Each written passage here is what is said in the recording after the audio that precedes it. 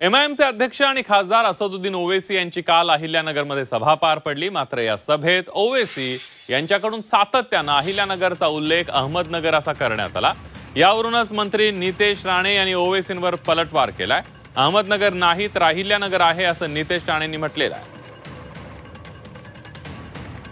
तो अहमदनगर से इन लोगों का ताल्लुक था, नारायण आप्टे का, विष्णु करकरे का, मदन लाल पहवा का, दत्तात्रेय परचोरे। ये ग्वालियर का आदमी अपनी बंदूक लाके दिया था किसको? गोडसे को।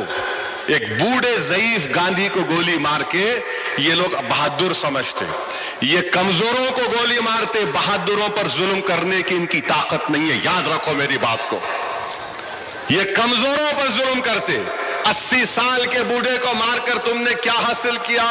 और एक चीज, अहमदनगर इसलिए भी मशहूर है कि यहां की जेल में नेहरू थे। नेहरू ने जेल में बैठकर डिस्कवरी ऑफ इंडिया को लिखा था। ये अहमदनगर की तारीख है, ये अच्छा भी है और ऐसे जहरीले भी थे। कालची जी सभा झाली अहिल्यानगरमध्ये, अहमदनगरमध्ये नाही।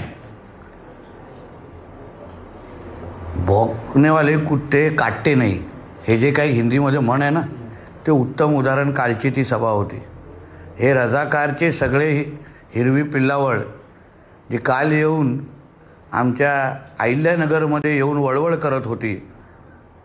तुम्ही एका बाजूला हे म्हणतात की आम्ही डॉक्टर बाबासाहेब आंबेडकरांचं संविधान मानतो, आम्ही कायदा आणि सुव्यवस्था मानतो, मग महाराष्ट्र सरकारनेच अहमदनगरचं नाव बदलून अहिल्यानगर केलेलं आहे, ते तुम्हाला मानायचं नाही।